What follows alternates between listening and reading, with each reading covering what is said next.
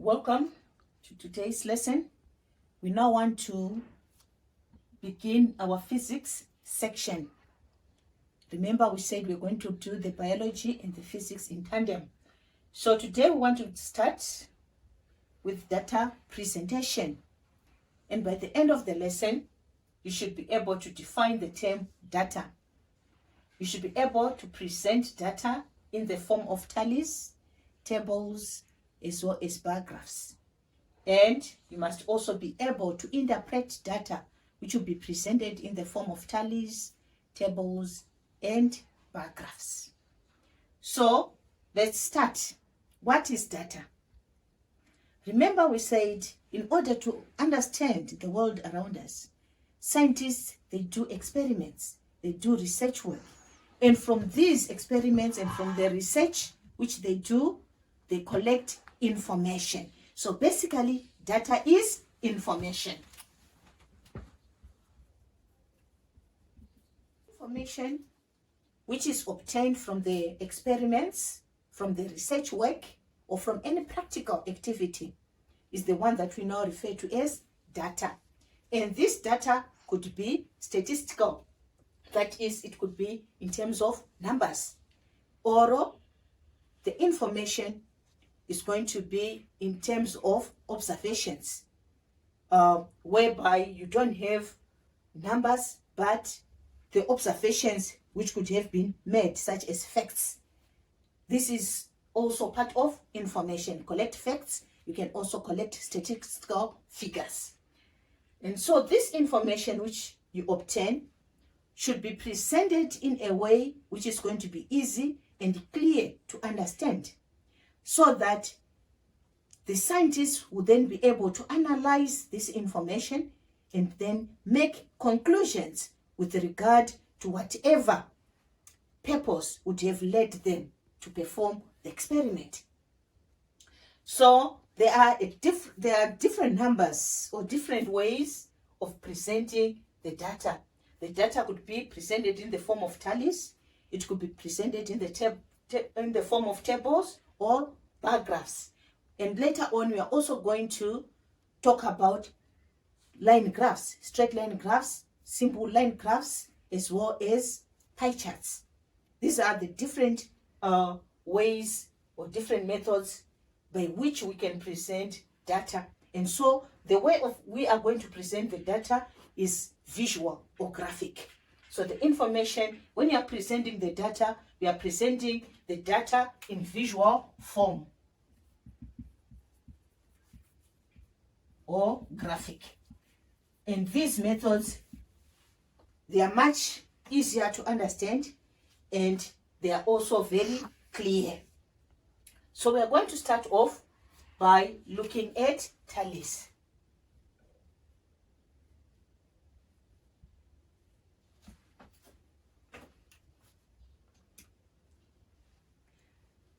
When we use the tally system, the data which you are going to collect is going to be continuous data. That is, we want to see how often something occurs. And these things which are occurring can be in categories.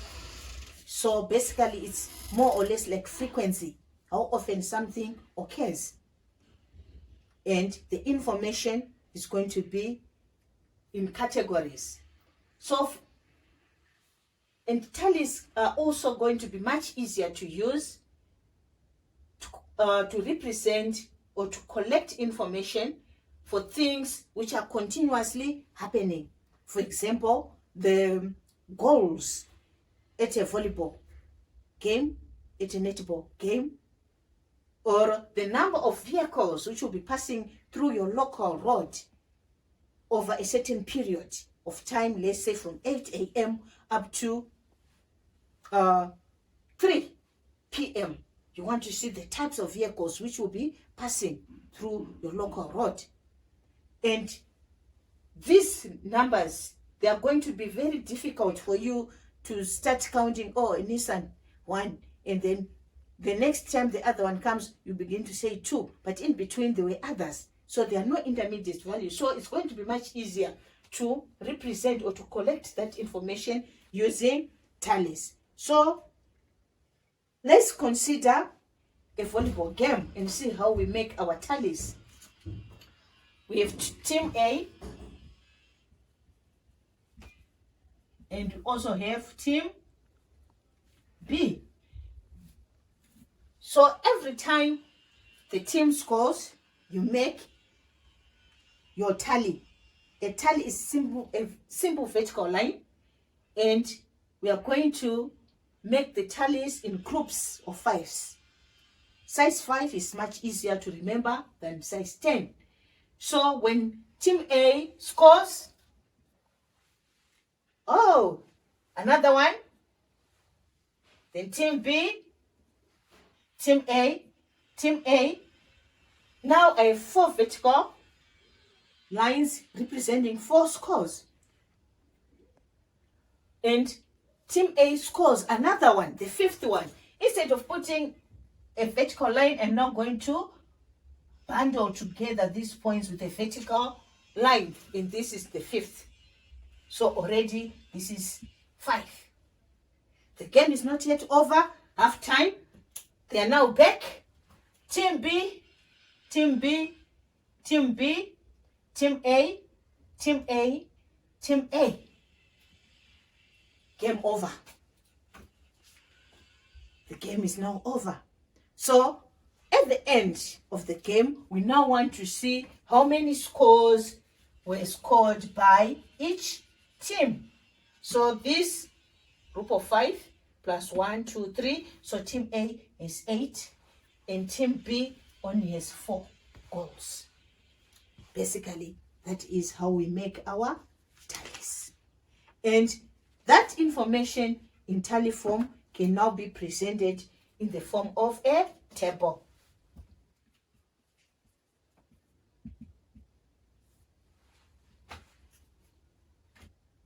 When you present information in the form of a table, you are making that information clear and very easy to read and understand. Okay, and always a table must have a descriptive heading. It must always have a descriptive heading, and it is going to have columns, and those columns must also have headings.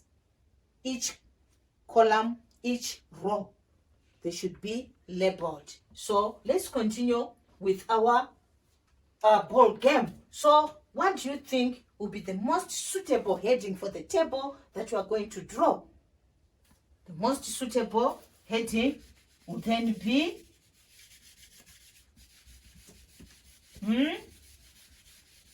I'm not hearing any takers.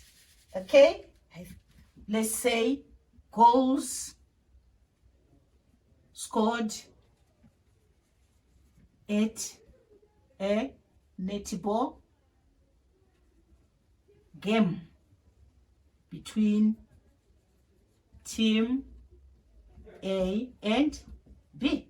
That's our heading. So we are going to have the columns. So the team, let's also have our tallies and total number of scores. Okay, make our columns there. So team A, then team B. And to now fill in the information, we are starting off with the tallies. 1, 2, 3, 4, 5. 1, 2, 3. So total number 8. 1, 2, 3, 4. Total number 4. That is our table. So I think you can see that it's very easy to make tables, isn't it? But always it must have a descriptive heading. The columns, the rows, these are the columns, these are the rows, they must be labeled. Okay, we can also do another survey. We want to do a survey which shows the number or the shoe sizes of students in your class. Okay, So the table we are going to make this time, we want to make use of that table so that at the end we'll construct the bar graphs. So shoe sizes,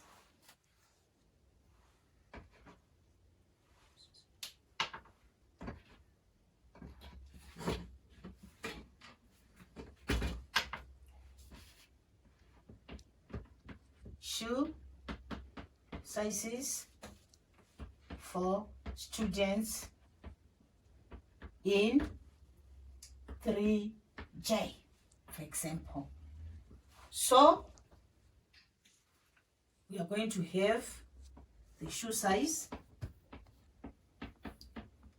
and number of students. This information in table form, shoe sizes of students in 3J.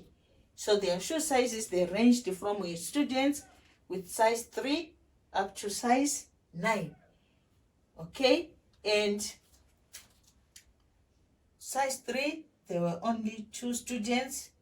Size 4, 3 students. Size 5, 10 students.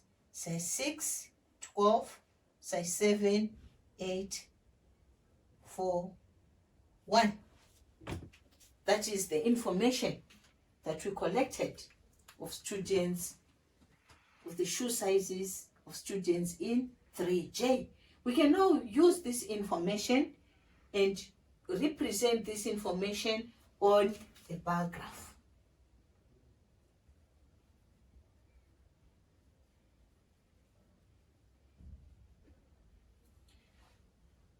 Bar graphs are a visual display of data.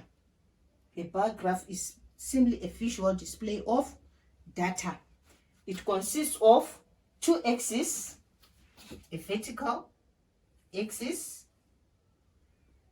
and a horizontal axis. The vertical axis is the Y axis. The horizontal axis is the one that we refer to as the X axis. On the X axis, we put the variables which are independent. Okay, and on the Y-axis, we put the variables that are dependent. So of the 2 pieces of information, the shoe size and the number, which one is going to depend on the other? The number of students depends on the shoe size. Okay, so the shoe size is the independent variable. So after placing my axis, I have to label them. So the independent variable in this case is the shoe size. And on the vertical axis, the dependent variable, now the number of students.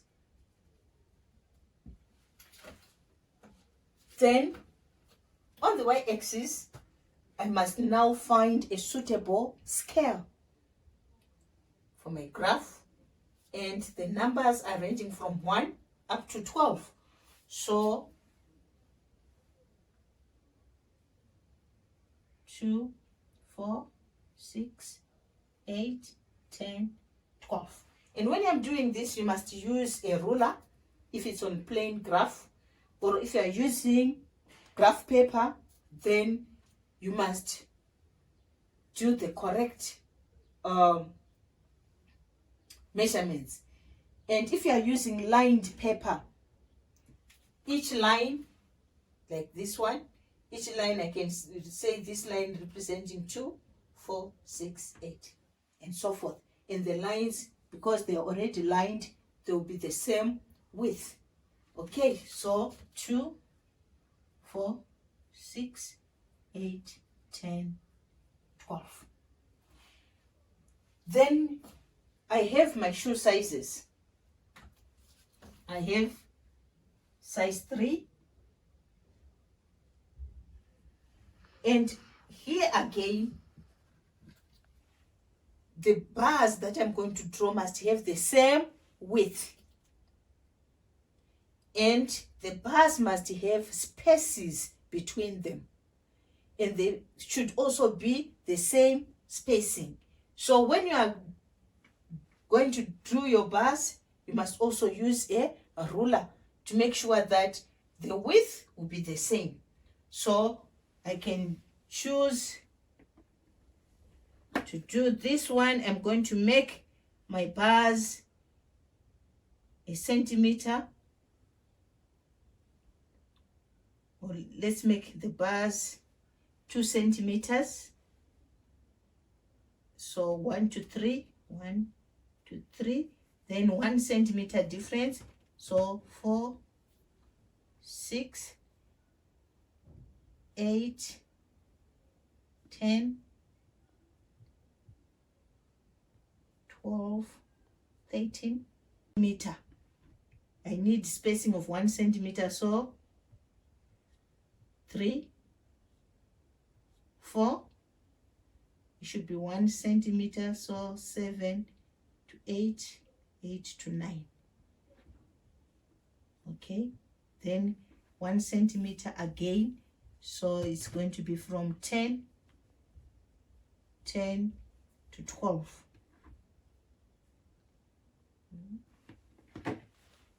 Something like that. So 3, 4, roughly 1 centimeter difference.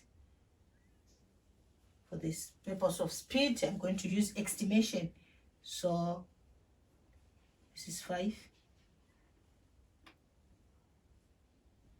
this is 6,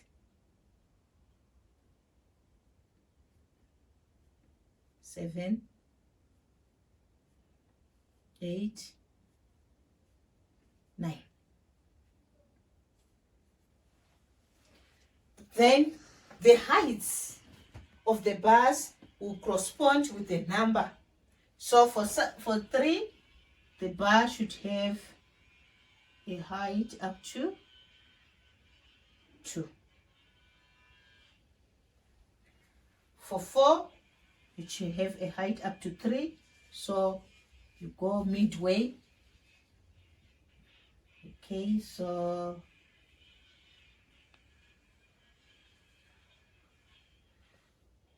5 up to 10. So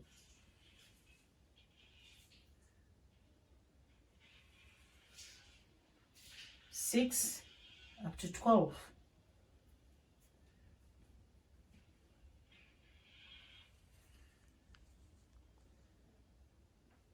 You use a ruler again to draw the lines so that they are vertical, straight, vertical lines. Okay, not as your teacher is doing right now. Size 7, 8,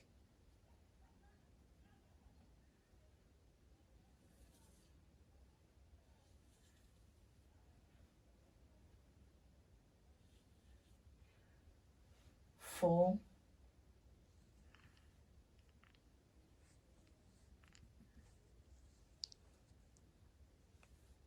then 1.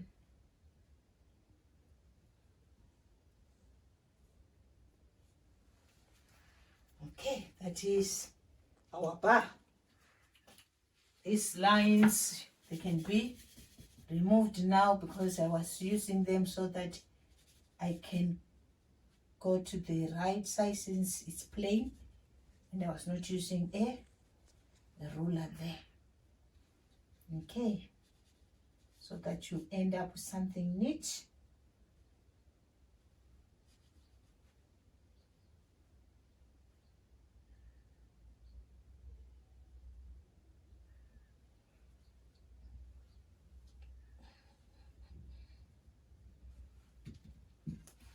So these are our bars representing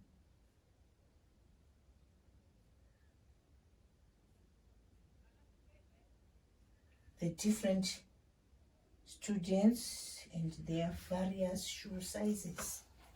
Okay, so you can now color your bars to make them clearer, more beautiful. You can color them with the different colors. Or I can do that.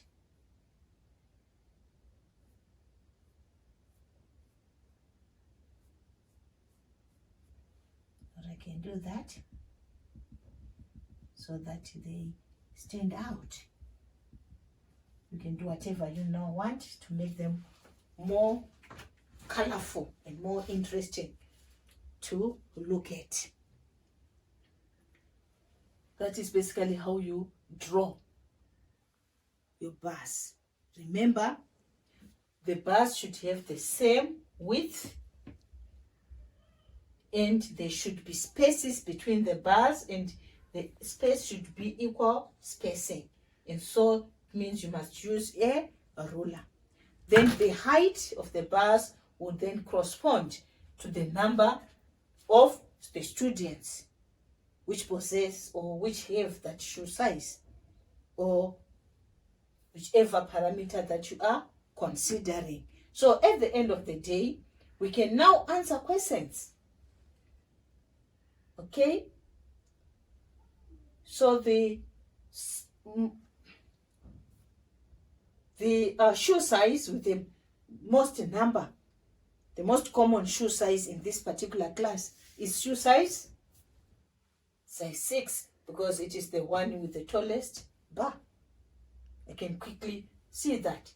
And the shoe size, which is not that common, the least common, is size 9, followed by size 3.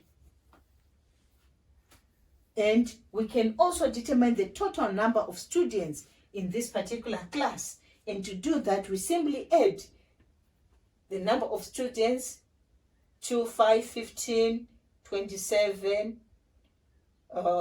35, 40. So total number of students here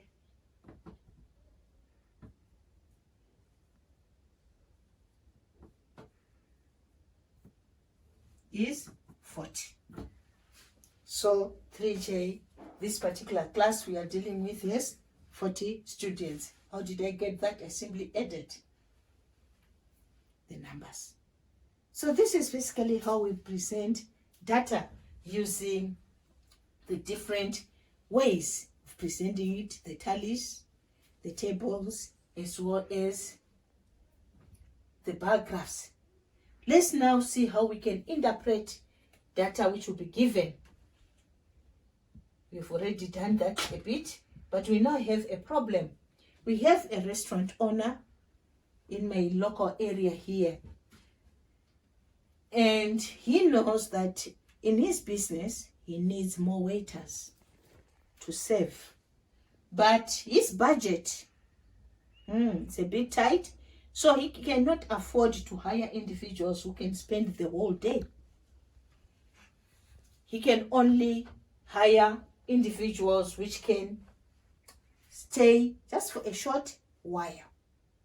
Okay, so you as the science student who has learned that in science we do surveys, you offer to give him your help, and you are saying, I'm going to sit in your restaurant, staking out your restaurant so that I can establish your busiest hours.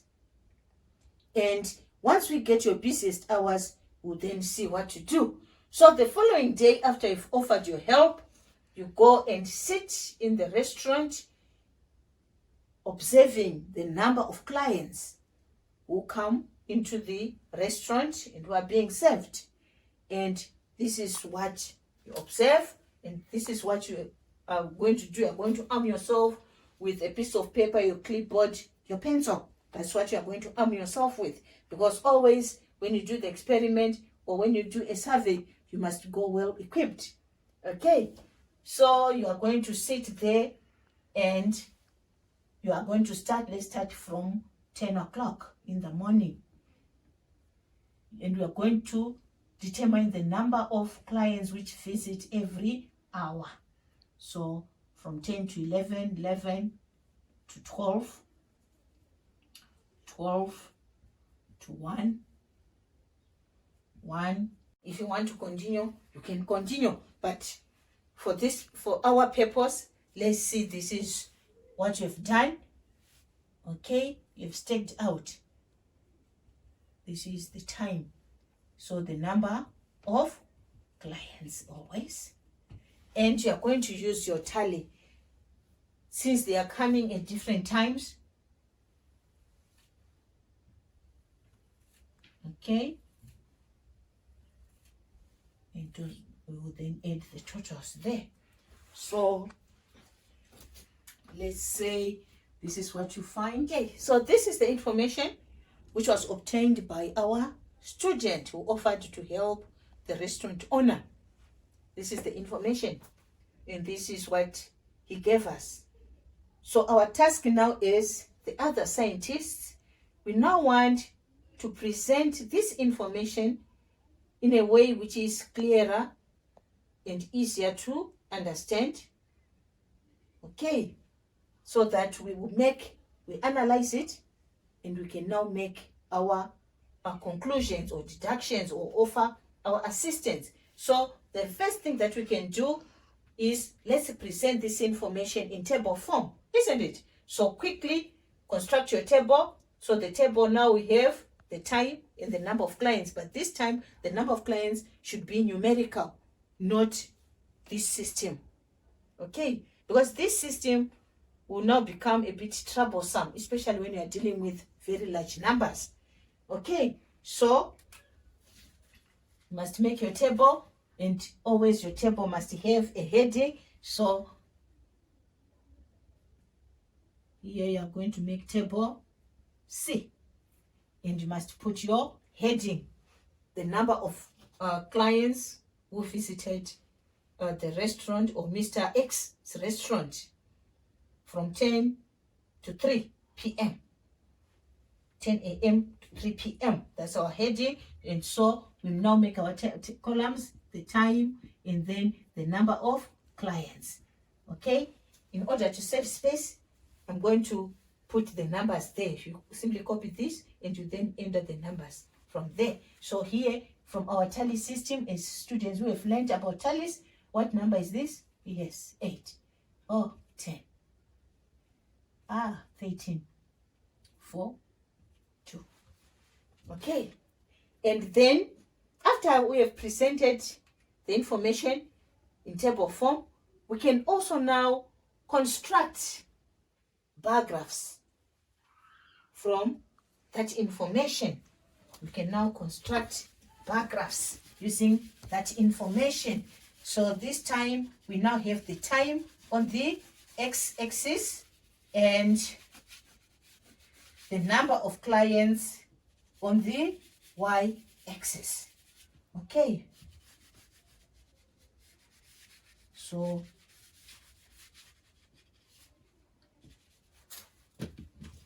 you quickly instruct to draw your axis.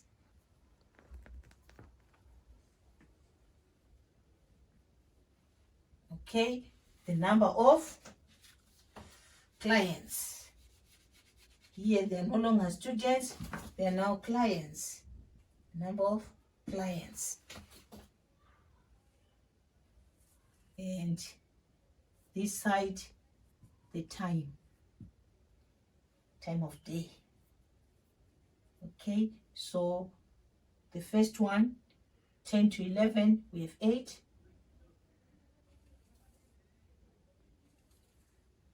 The next one, 11 to 12, we have 10.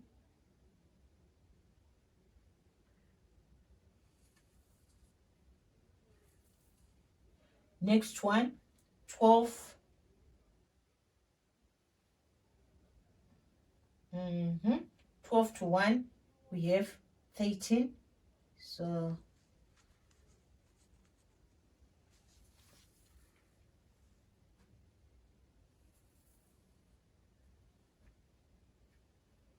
then 1 to 2, we have 4. Then 2.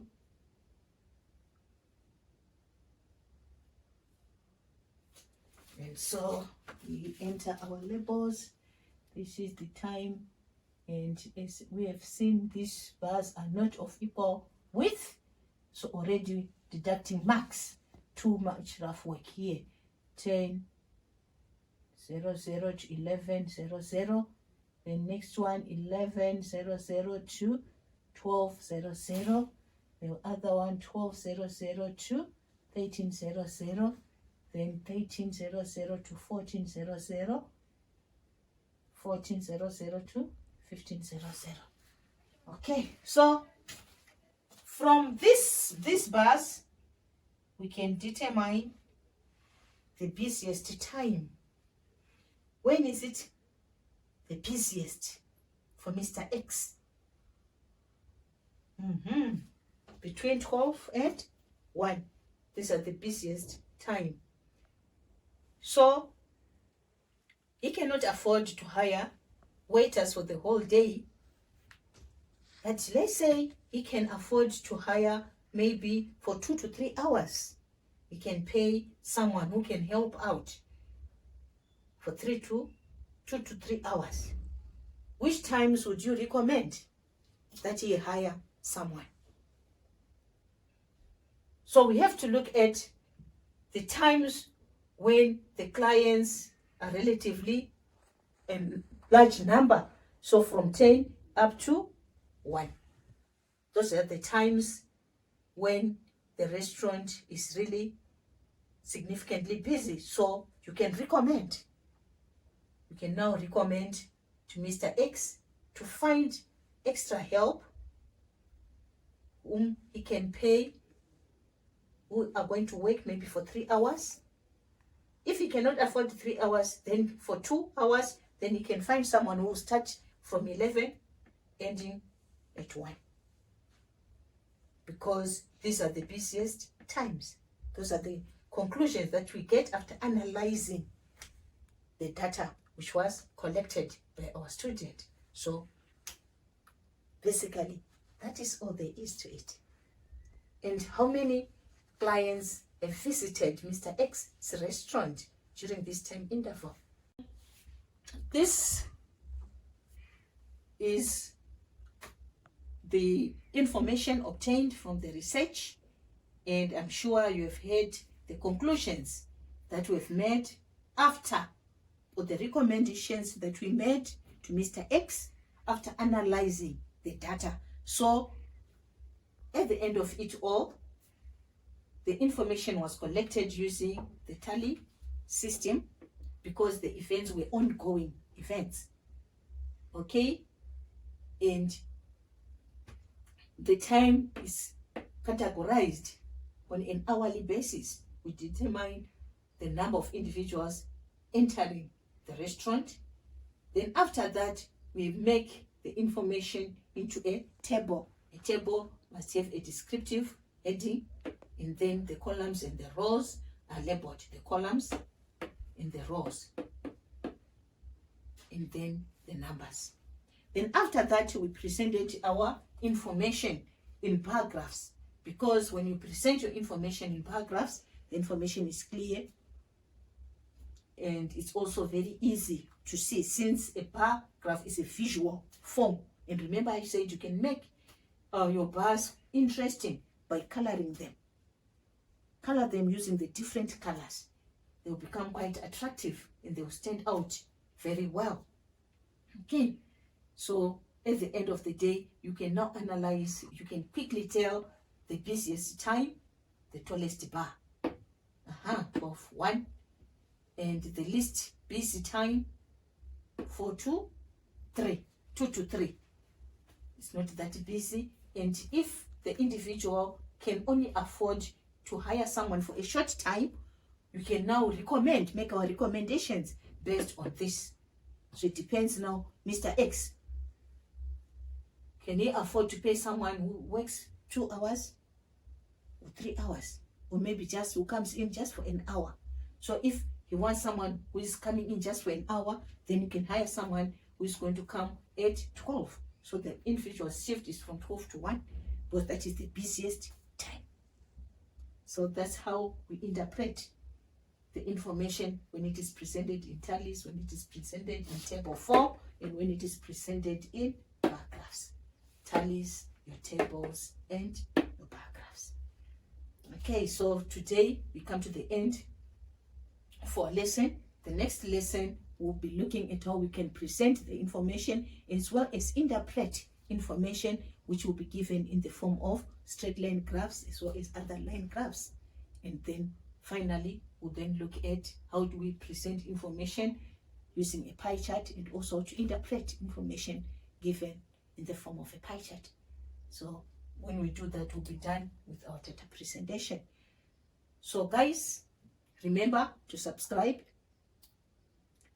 download the information if you're finding it useful, share the link with your friends, with your colleagues, if you want them also to benefit from this information. Guys, so far, data presentation, we have also looked at some aspects of the biology section. And guys, please, if there are areas or aspects which you feel are not well covered and you are not really getting the concepts, and you also have other questions in the different areas that we'll be discussing, feel free to write your questions, to write whatever comments which you feel are relevant on the comment section. And then when time permits, we can revisit the topics later on, and we can also answer some of your questions later on. Thank you.